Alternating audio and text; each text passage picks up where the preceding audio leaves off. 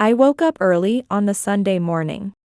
Even though it was my only day off between two jobs, I woke up at the crack of dawn, as usual. The sun was just beginning to peek over the horizon, casting a soft glow through the kitchen window. I was busy preparing breakfast with the same care and affection I always put into it, knowing exactly what Leo liked.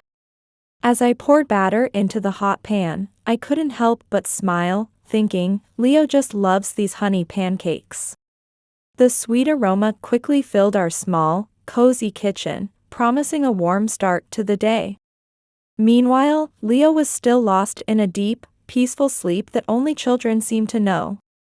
By the time he finally woke, the sunlight was already dancing through the curtains.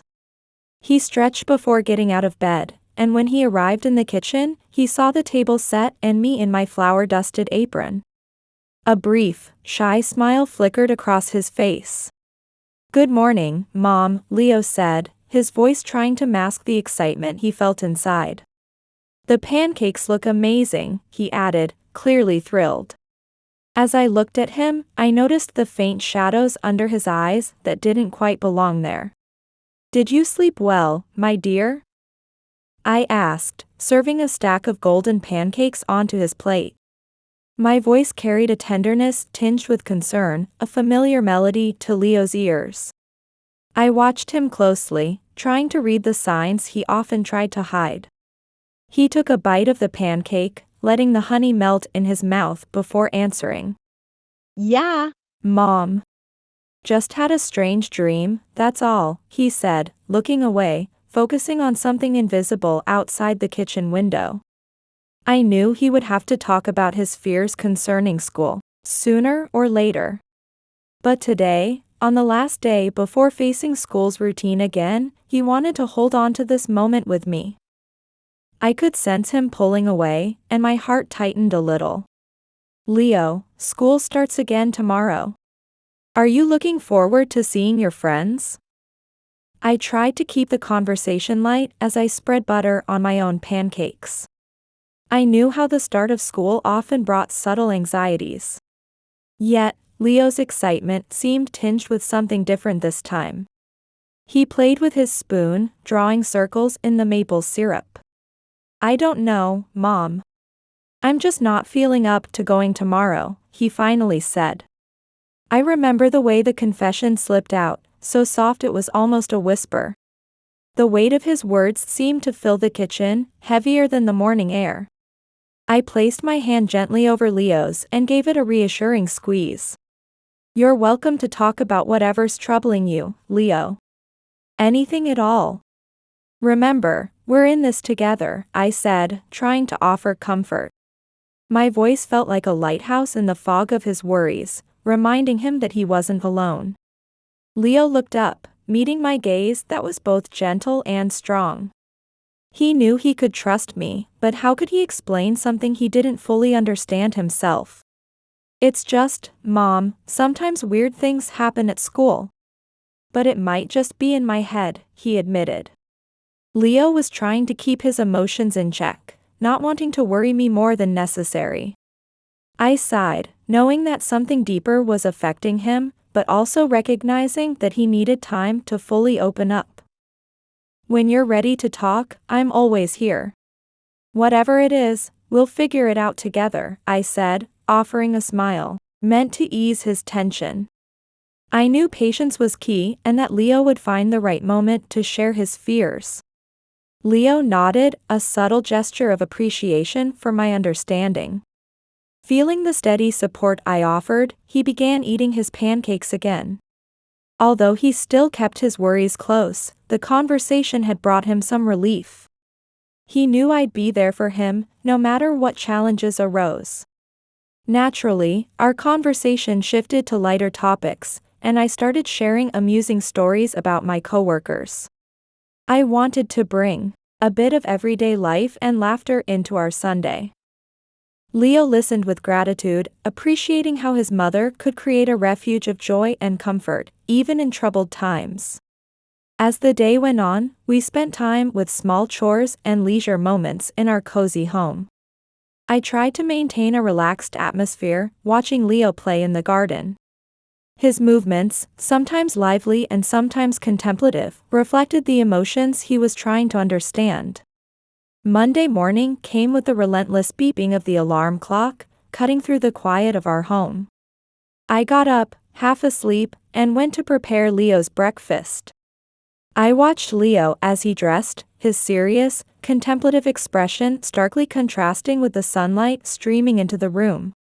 I felt a pang of worry, but I worked hard to keep a positive attitude and create a normal atmosphere. Have a good day, my dear. If anything comes up, ask the principal to call me, I said, pressing a loving kiss to Leo's forehead. He nodded and tried to give me a smile that didn't quite reach his eyes. I watched him walk toward the bus stop, each step he took away from me tightening the grip on my heart. As soon as Leo was out of sight, I gathered my things and headed off to work. I worked at a small convenience store in town. The pay wasn't great, but it was close to home. When I arrived, I exchanged a few words with the manager and started organizing the shelves. But my mind was elsewhere. I was worried about Leo and the reason behind his reluctance towards school. During my break, I sat next to my colleague, Melinda. Melinda was also the mother of Kate, who went to the same school as Leo. Melinda looked as tired and concerned as I felt. Leo doesn't want to go to school. But it seems like something is going on with you too. You look as worried as I am, I commented, taking a sip of the bitter coffee from the store's vending machine. Melinda sighed and looked at me with eyes that reflected her own anxiety. It's my daughter, Kate. She also hates going to school. She says she doesn't want to go anymore, but she won't tell me why. Something is going on, Holly. And it feels like we're missing something, Melinda confessed, stirring her coffee with a thoughtful expression. I felt a wave of both relief and worry. I was relieved to know Leo wasn't the only one struggling with these feelings, but at the same time, I was concerned that this might indicate something more serious was happening. Leo said something similar yesterday. He was very vague about everything, but I can tell something is bothering him. Do you think we should talk to the school? Maybe if we work together, we can figure out what's going on, I suggested, my voice starting to take on a note of determination. That's a good idea. Let's set up a time to speak with the principal. We can't ignore this. If the kids don't want to go to school, there must be a serious reason. The problem is, everything here is so rushed, we might need to delay a bit, Melinda agreed, pulling out her phone to set a reminder. Melinda and I spent the rest of our break strategizing on how to handle the situation. We decided to observe the kids and talk to other parents before visiting the school. Talking with Melinda had eased my mind a bit, and I felt strengthened by our solidarity as mothers. After the break, I returned to work with a new sense of purpose. I knew I wasn't alone in this fight, and with Melinda by my side, we could make a difference. As I organized the shelves, my thoughts were on Leo.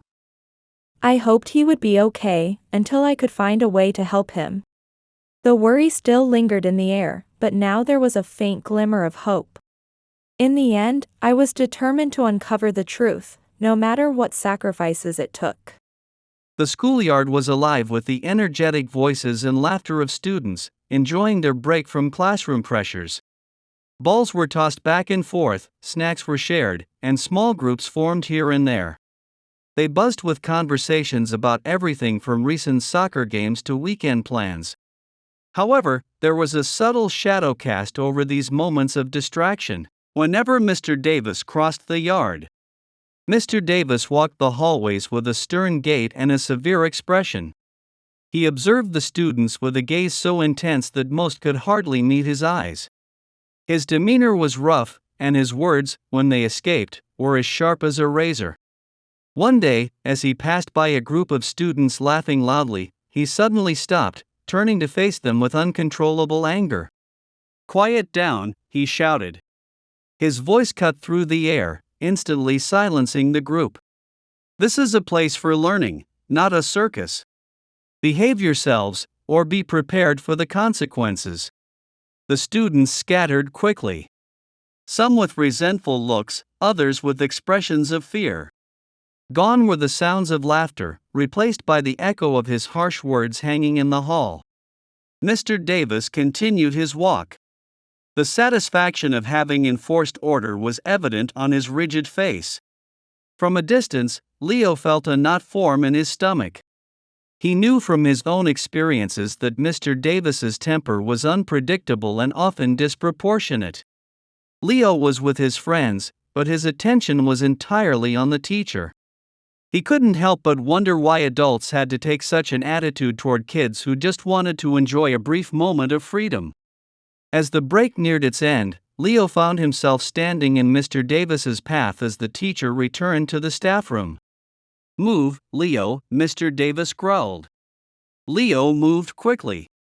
As the teacher passed him like a quiet storm, his heart raced. Left behind, Leo leaned against the cold wall of the hallway. He knew there was more going on inside the classroom than he had heard or seen. It was something he hesitated even to share with Holly. "These things and more," he muttered to himself. Worry was etched in every word he spoke. He felt it was time to tell his mother everything. The bell signaling the end of recess rang, pulling Leo back to reality. He straightened up and walked back to the classroom, determined to talk to Holly that evening. He needed to get things off his chest. He needed someone to know and to get help. Not just for himself, but for all his classmates who felt the same fear and anxiety every day. Leo, still shaken from his encounter with Mr. Davis in the hallway, returned to the classroom with a heavy feeling in his stomach. The last few minutes of class seemed to drag on slower than ever. When the clock finally signaled the end of the class, Mr. Davis began handing out the recently graded tests with a stern expression and critical gaze. When it was Leo's turn, Mr. Davis showed no attempt to hide his indifference, placing the test paper face down on Leo's desk. "Take a good look, Leo. Your score is right here. As you can see, everyone was incompetent today. If you spent more time studying and less time chatting, your score would have been different." Mr. Davis's voice was low, almost a whisper, but it carried a weight that stunned Leo for a moment. With trembling hands, Leo turned over the test paper and saw a bright red score at the top of the page. Shock and humiliation surged through him, making it hard to breathe. He didn't have the courage to look at his classmates' reactions. It felt like the world was spinning around him in a toxic mix of shame and anger. As soon as the bell rang, Leo crawled out of the classroom, desperate to escape the stifling environment. The walk to the bus stop was a blur. On the bus, he sat in the back, placing his backpack on his lap and burying his face in his hands. As the bus traveled its usual route, Leo stared out the window but saw nothing. His mind was consumed by Mr. Davis's words and the test score. How can the teacher say we're all incompetent? He doesn't even try to help us understand, Leo thought. His mind replayed each class, each failed explanation. Instead of teaching, they only confused him. The thought of talking to Holly became more urgent than ever. He knew he couldn't let this continue. Not just for himself, but definitely for all his classmates who felt the same way. Mom must know what to do. But I'm not sure if now is the right time to talk about it. What if things get worse, he pondered, clinging to that thread of hope. When he arrived home, Leo was resolute. That night, he intended to tell Holly everything. He planned to talk to Holly about not just Mr. Davis's cruel words in the hallway, but everything. Yet, fear began to hold him back, and he decided to postpone the conversation for a little longer. After a few days of hesitation and silence, Leo finally found the courage to talk to Holly about what was happening at school. It was a Thursday night, and Leo and I were sitting at the kitchen table. The dishes were already washed, and the soft hum of the television played in the background. Leo was absent-mindedly twirling a spoon between his fingers. Mom, he began, his voice low and hesitant. Something's going on at school. It's Mr. Davis. He's being really hard on us. Sometimes he's truly rude. Leo avoided my gaze, focusing instead on the spoon that spun slowly in his hand. I could sense the seriousness in his tone, so I turned off the TV and gave him my full attention. What do you mean, Leo? What exactly is he doing? I asked, worry etched on my face. Leo sighed deeply, feeling the weight of each word. He yells at us over even the smallest things. And he always seems so frustrated. He does other bad things too. It happened again today in class, but I don't want to talk about it. Even when pressed for details, Leo remained tight-lipped about everything happening in the classroom. He didn't want me to know about the failing grades. I felt a mix of frustration and fear building inside me. If Leo was so unwilling to talk openly about what was happening in his classes, it meant something serious was going on. Determined, I reached for my phone and called Melinda. I hoped she might be able to come to school with me and help investigate. After a few rings, Melinda answered. Her voice showed signs of exhaustion from a long day of work. Hello, Holly. Are you okay? You sounded worried earlier. Did something happen that you needed to call me about? She asked, trying to sound upbeat. I spoke candidly. Melinda, I need you to come to school tomorrow. Leo finally told me a bit about what's going on. This new teacher, Mr. Davis, is being really harsh with the students, and it seems there's more to it than Leo's saying. Can you come with me? There was a brief silence on the other end of the line. Oh, Holly, it's going to be tough for me tomorrow. I have a full schedule at work and can't get away. But if you need anything, just give me a call. Keep me updated, Melinda said, clearly concerned but unable to offer direct help. I thanked her and ended the call, feeling even more isolated in this battle, but my resolve was stronger. Leo, I'll go to your school tomorrow and talk to the teacher. I need to understand what's happening and make sure he knows he can't treat students like this, I said with unwavering determination. Leo looked at me, and I could see the mixture of hope and apprehension in his eyes. His eyes were a mixture of relief and anxiety.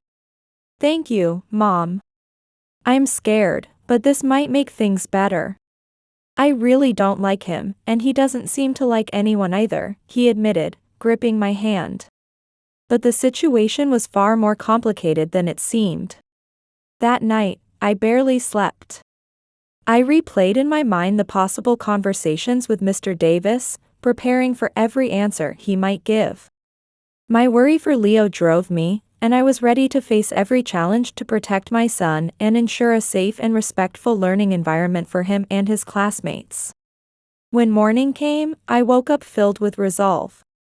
I had a steely determination in my heart, erasing any lingering doubts or hesitations I might have felt before. I quickly got ready, choosing my clothes with care.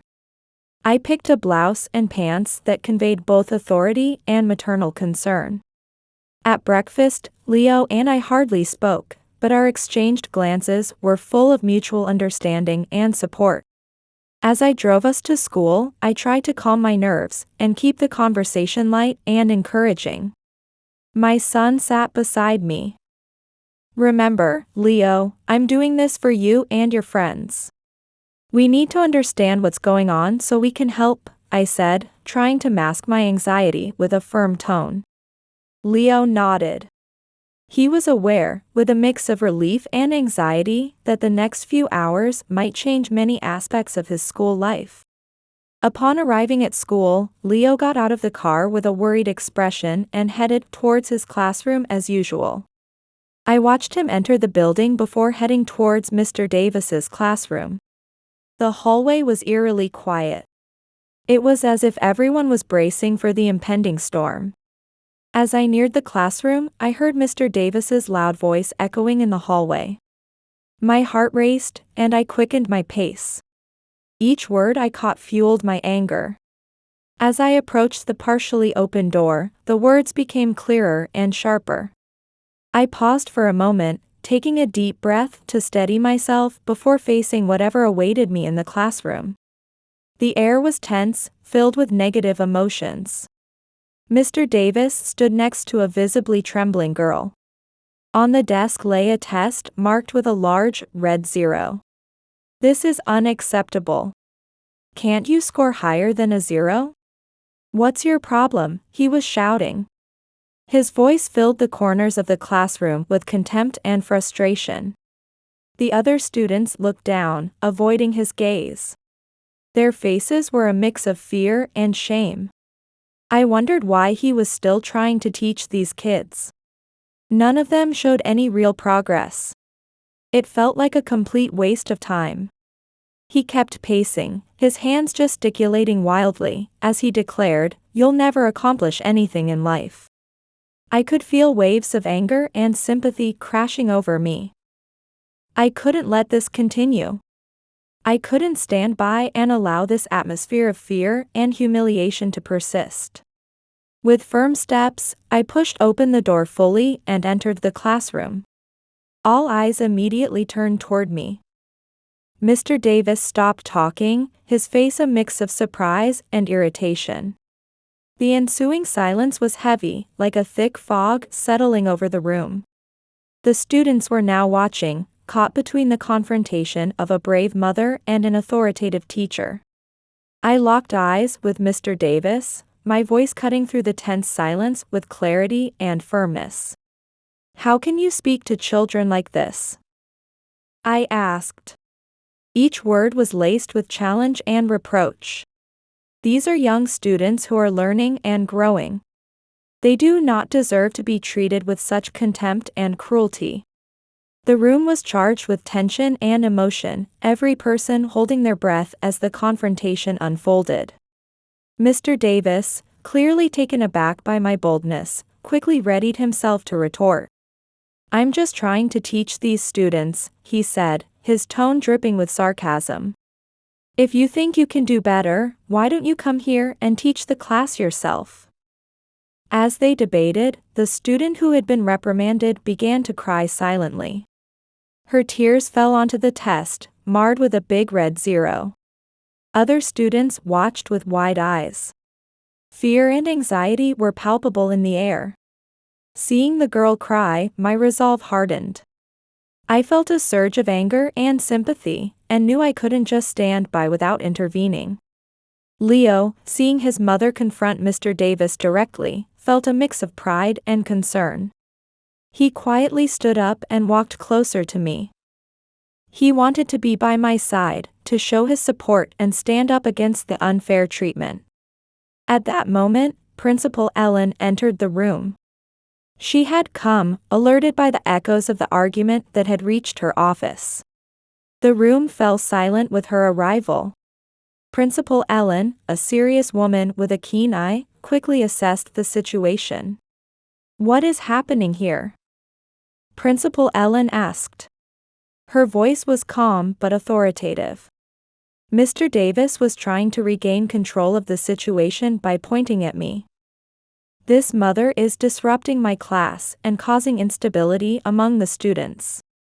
Please remove her from here immediately," he demanded. Principal Ellen glanced at me and then at Leo. She noticed the tension and mutual support between mother and son. "Ma'am, please come to my office. Let's discuss this calmly and see what we can do," Principal Ellen said, her voice carrying a promise of understanding and action. I was still angry, but I nodded and followed Principal Ellen. I felt a heavy responsibility, not just for my son, but for all the quietly suffering students as well. Before following Principal Ellen, Leo sent a comforting look toward his crying classmate. In Principal Ellen's office, I poured out everything I had inside. I talked about what I had seen and heard, including not just today but also what Leo had mentioned about the previous day. I spoke about Mr. Davis's hostility, his lack of educational support, and how it negatively affected the learning environment. Principal Ellen listened attentively, her expression shifting from surprise to concern. I truly did not realize the seriousness of the situation. This is unacceptable in any form. Thank you for bringing this to my attention, Principal Ellen said. Her decision was already taking shape as she spoke.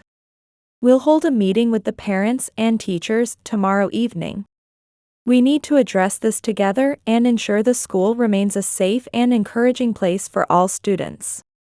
I felt a temporary sense of relief, knowing that the principal was on my side and that action would be taken. I thanked Principal Ellen and left her office with a sense of hope.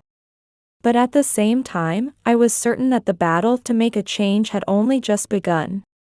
After the intense confrontation in the classroom, I felt it was crucial to remove Leo from that environment for the rest of the day. I conveyed this decision to Principal Ellen, who understood the situation and immediately authorized Leo's departure. I'll send someone to bring him here, Principal Ellen said, using the intercom to call her assistant.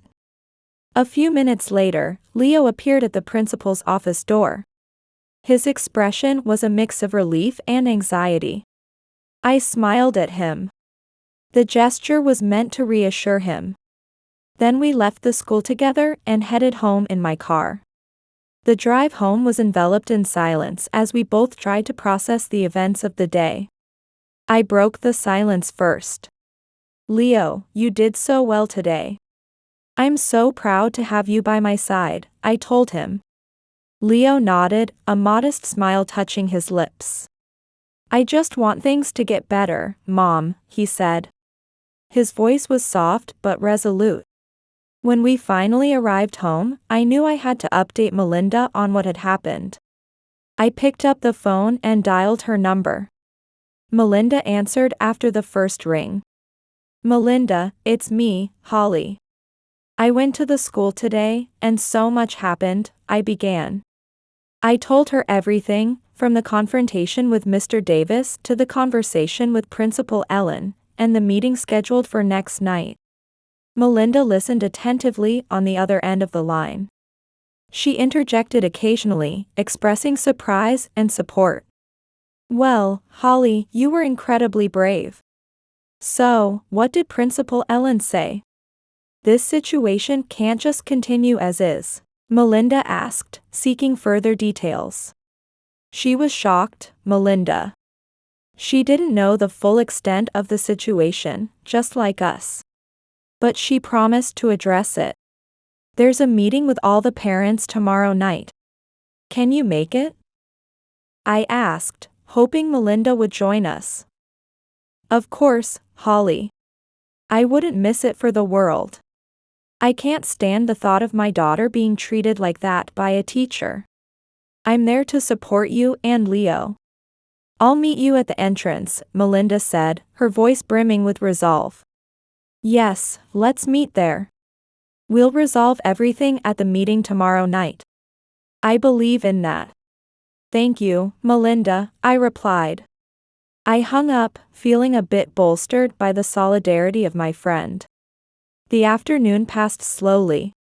Leo and I tried to distract ourselves with other activities, but the anticipation of the evening meeting was ever present in our minds. The next day, it finally was time to head to the school. I dressed in simple but elegant attire and, with a slightly nervous Leo by my side, we made our way to the meeting place. At the school entrance, I found Melinda already waiting for us. Holly, Leo, how are you? Kate wasn't keen on coming today, so I asked her father to look after her at home. Melinda greeted us warmly with a hug. We're fine, Melinda. We're ready for whatever comes our way. It seems like tonight is going to be quite eventful, I responded. Leo nodded. His face showed a mix of anxiety and relief at seeing Melinda there. The three of us exchanged brief words and reaffirmed the importance of unity and mutual support. Let's show that we're united in this matter and that we only want what's best for the children, I said, leading the way to the room where the meeting would take place. As we walked down the school hallway, it felt like the corridor had transformed for Leo. It was now filled with hope for possibilities and change. Standing beside me and Melinda, Leo felt like we might finally make a difference. In the school meeting room, the atmosphere was charged with anticipation. Several parents had already gathered, whispering softly to one another. Each one had their own worries and speculations about what would be discussed. Melinda, Leo, and I found our seats together. Amidst a group that seemed to form a tight-knit community, we felt like a bit of an outsider. Soon after we sat down, Principal Ellen entered the room. She carried a serious demeanor that immediately silenced the attendees. She walked to the front of the room, clearly prepared to lead the meeting with determination.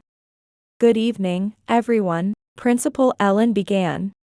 "We have convened this meeting to discuss serious concerns raised by some parents, particularly regarding the atmosphere in the classroom related to Mr. Davis's behavior." Principal Ellen continued to explain the facts that had caught her attention. She mentioned my visit to the classroom and what I had witnessed. The tension in the room escalated, and parents exchanged worried and shocked glances.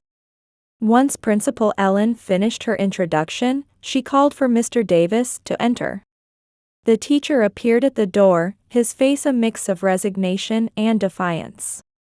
He walked to the front of the room, facing the parents. His stance tried to mask the evident vulnerability in his demeanor. Before Mr. Davis could speak, I stood up. My voice still carried the raw anger I felt. "Mr. Davis, what I saw and what my son has shared about your class is unacceptable. The children are frightened and losing motivation. How can we entrust the education of our children to you in such a hostile environment?" Mr. Davis listened intently. His expression hardened. "I apologize if my actions were perceived that way. However, I would like to show you something that might provide a different perspective," he said. He pulled out several photos from his portfolio and spread them out on an auxiliary table for everyone to see. The photos depicted various humiliating situations he had endured. There was a chair covered in paint from when students had stained his clothes during class. One of his folders was tossed in the trash can. Before the start of the day, I saw the rude graffiti scrawled on his blackboard. He explained that these were just a small part of the situations he had experienced since he began teaching this year. There was a mix of frustration and sadness in his voice. He continued, "And it's not just about rude jokes. There's always been a challenge to my authority during class. Sarcastic remarks, major distractions while I'm explaining things, and even direct disobedience from many students." He paused and glanced around the room. "I'm trying to maintain order so that everyone can learn in a productive environment, but it's becoming increasingly difficult." After this confession, the room fell silent. Parents exchanged glances and stared at the photos, beginning to realize that the situation was more complex than they had imagined. The view of Mr. Davis as an unambiguous villain began to fade, giving way to a more empathetic understanding of the challenges he faced in managing the class dynamics. After Mr. Davis's initial confession, the silence in the room was only broken by the soft rustling of additional photos that Principal Ellen was flipping through from a previous class album. The photos showed a different man than the one the parents were familiar with. In these pictures, Mr. Davis was laughing with students, participating in activities, and clearly enjoying his role as an educator. "These are from my previous classes at the school," he explained with a nostalgic tone. "It was a very different environment. It's only with this current class that things began to fall apart." Moved by the gravity of the situation, Principal Ellen asked Mr. Davis with a worried expression, "Why didn't you bring this to the administration earlier? Why did you choose to harden your attitude towards the students instead of seeking help?" Mr. Davis sighed, running his hand through his hair in a gesture of frustration. "I feared being seen as a teacher who lost control of the class, one without authority. I was scared of losing my job if I appeared incapable of managing the students. I tried what I thought was the only way to earn their respect. But now, I recognize that it only instilled fear. I was absorbing each word and image with growing understanding and empathy, turned to Leo. Leo, is this true? What did the students do to Mr. Davis? I asked. I was trying to confirm the situation from my son's perspective. Leo, who had been observing the conversation with wide, worried eyes, slowly nodded. It's true, Mom. A lot of students don't respect Mr. Davis. When he turns his back, they throw things or make jokes. And many students got B's on the last test, which disappointed him. I was one of them, Leo said.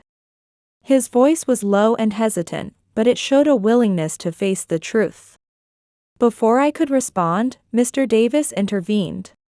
He looked directly at Leo, his face a mix of gratitude and regret. Leo was always one of the students who genuinely tried to learn, despite everything. He and Kate never participated in those jokes. A few, including them, suffered from my outbursts even though they had nothing to do with the issues. I'm truly sorry for that, he confessed. It was clear he was deeply moved. The room fell silent once more. We were all trying to process the complexity of the situation unfolding before us. Thoughtful Principal Ellen finally broke the silence. It's clear that this situation is much more complex than any of us had imagined. We need to come up with solutions not just to improve Mr. Davis's behavior, but to address the culture among students that allows such disrespectful actions. As I processed the new information, I looked at Mr. Davis with fresh eyes. My initial anger was giving way to a deeper understanding and a resolve to address the situation in a way that healed rather than punished. We need to do something that truly changes the classroom dynamics for everyone, I said. My voice carried a sense of determination. After the moment of startling revelations and mutual understanding, the meeting continued with a renewed sense of purpose.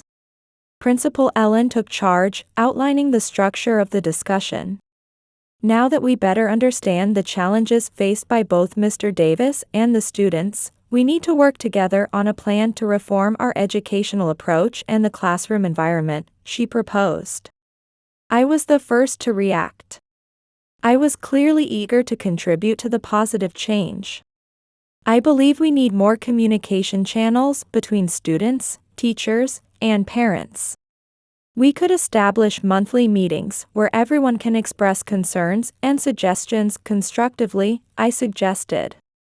My voice was filled with hope and resolve. Always practical, Melinda proposed an addition to the plan. How about talks on mutual respect and responsibility for students and teachers? We all need to understand and practice respect as a fundamental part of school life. Other parents agreed and offered ideas for teacher activities and training sessions focused on effective classroom management without relying on fear or authoritarianism. The atmosphere in the room was collaborative, with each suggestion building upon the previous ones, creating a sense of unity and common purpose. As Mr. Davis listened to all the suggestions, he gradually began to feel hopeful and his sense of isolation lessened. With a voice full of emotion and new understanding, he spoke up. I understand now. I was trying to maintain order, but my approach might have been very different from what was needed. I'm ready to learn and grow with all of you, to create an environment where everyone feels safe and respected. But I know it won't be easy.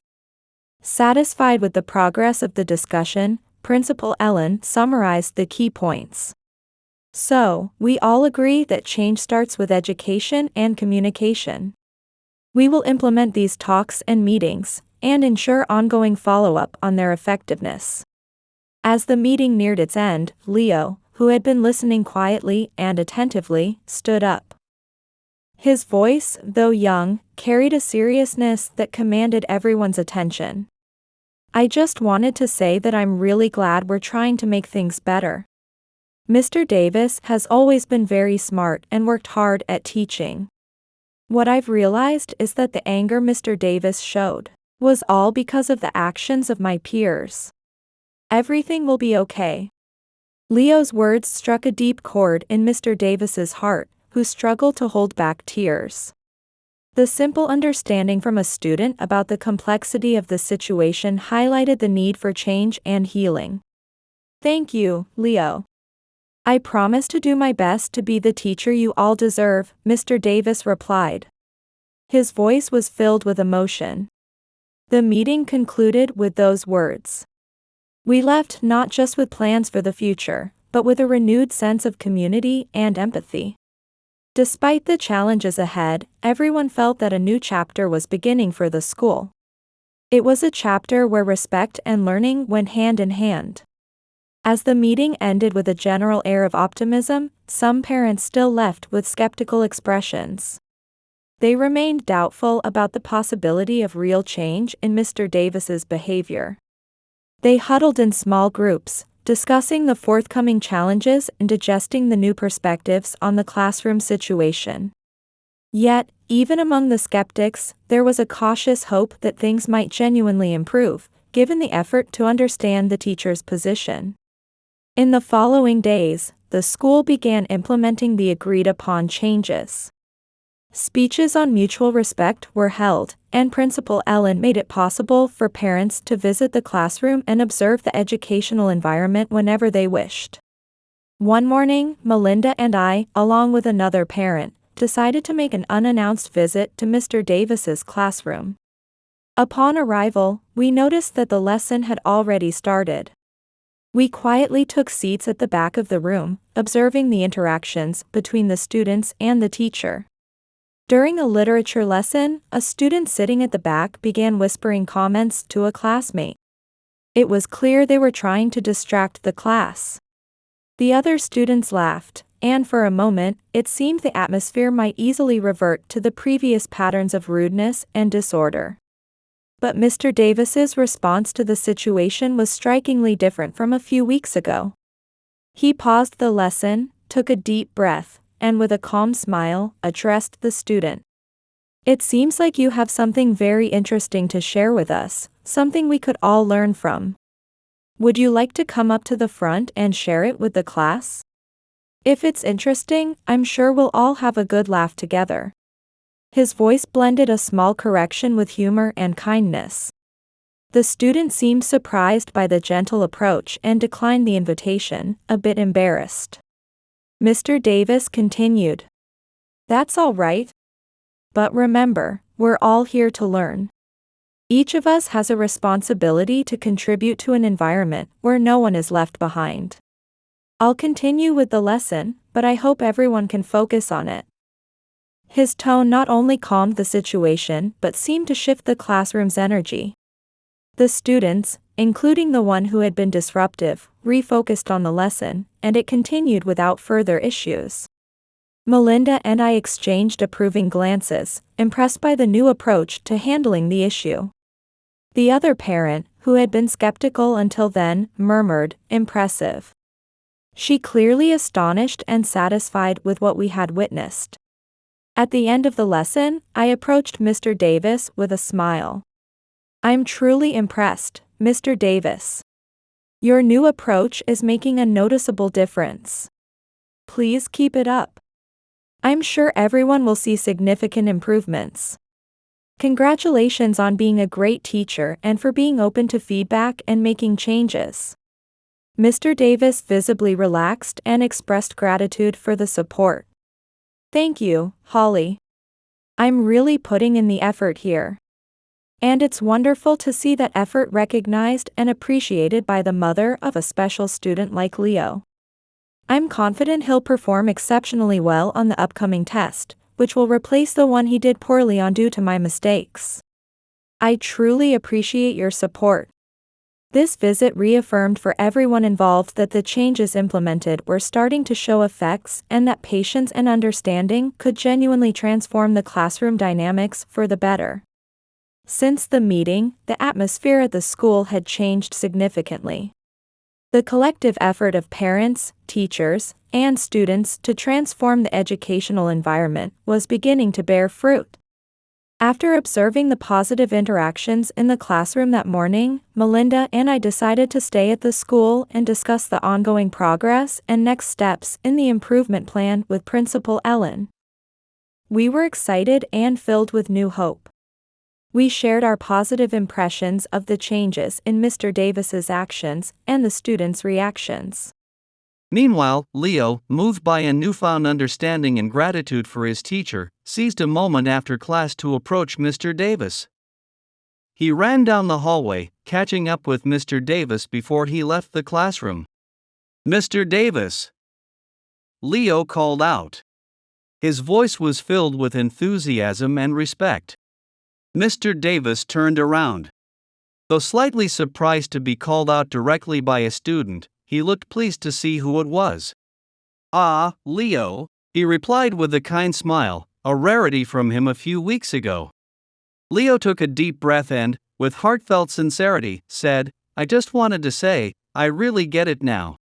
I'm enjoying your class so much. You're an amazing teacher. Thank you for everything you're doing for us." His gratitude and emotion were clear. Mr. Davis, visibly moved by Leo's words, beamed with an even wider smile. For him, appreciation and recognition from students were the true measure of success. "Leo, that means a lot to me. Thank you. And I have something that I think will make you happy," Mr. Davis said, pulling out an envelope from his folder with a suspenseful look on his face. He handed the envelope to Leo, who quickly opened it. Inside was his most recent exam, with the highest score clearly marked at the top. "Congratulations, Leo. You achieved the highest score in the class this time. Everyone improved, but you stood out particularly," Mr. Davis announced proudly. Leo stared at the exam, his face overflowing with amazement and joy. "Really? I don't know what to say, Mr. Davis. Thank you so much," he exclaimed. His voice trembled slightly with emotion. While they talked, I finished my conversation with Principal Ellen and began looking for Leo. I walked down the hallway, reaching the classroom door where I saw Leo speaking with Mr. Davis. From a distance, observing them, I felt a pang of distrust initially, a reflection of past worries. But as I listened to the laughter and saw the smiles exchanged, my worries melted away, replaced by a profound sense of trust and reassurance in the changes unfolding before my eyes. Filled with joy and pride, Leo ran over to me, waving his exam paper high above his head like a trophy, shouting, "Mom, look at this." His eyes sparkled with excitement. Seeing that pure, enthusiastic expression on my son's face, I was overwhelmed with waves of happiness and relief. I took the exam paper from Leo's hands and examined the perfect score and the encouraging comments Mr. Davis had written in the margins. "Leo, I'm so proud of you. You've worked so hard. This shows just how much you've grown," I said, my eyes brimming with tears of joy. I glanced over at Mr. Davis, who was watching us with a kind smile, and nodded in appreciation. "Go on to the car now, okay? I need to have a quick chat with Mr. Davis." "I'll be right there," I instructed, hugging Leo tightly. Still smiling, Leo ran toward the car. I stepped back into the classroom to speak with Mr. Davis. "Mr. Davis, I can't express how grateful I am for everything you've done for Leo and all the students. Your change in attitude has truly transformed this classroom," I said sincerely. Mr. Davis nodded, humbly accepting the praise. "This has been a joint effort, Holly. Your courage to bring these issues to light was the catalyst for this change. I'm delighted that we've turned challenges into opportunities for growth," he responded, extending his hand. We shook hands firmly. It was a gesture of mutual respect and recognition of the challenges we had overcome together. With a final grateful smile, I bid farewell and walked out of the classroom towards the car where Leo was waiting. In the months that followed, Leo's school continued to thrive under the newly established dynamics. Leo maintained excellent grades and, inspired by the more respectful and productive classroom environment, developed a deeper understanding of learning. Mr. Davis became one of the most beloved and respected teachers in the school. His adaptability and new approach to teaching, with empathy and respect, were widely praised. I, along with Melinda, continued to be actively involved with the school, witnessing the positive impact of the changes on our children's education. We participated in talks and meetings, ensuring that the school community stayed on the right path. Principal Ellen utilized this experience as a case study to promote broader educational reforms. She observed teacher and student attitudes more closely and encouraged other schools to reevaluate their discipline and educational policies. At the end of this journey, the greatest lesson learned by Leo and everyone involved was that education is most effective when built on a foundation of mutual respect and understanding. The challenges we faced were not just obstacles but stepping stones that, once overcome, elevated everyone to a new level of cooperation and success. The transformation in Mr. Davis's classroom stood as a powerful testament to the fact that courage to confront issues and a willingness to embrace change can create an environment where teachers, students, and parents thrive together. You've reached the end of another story on our channel. Please consider giving us a like and subscribing. It helps us continue sharing these inspiring stories almost daily. And don't miss the video showing on the screen now.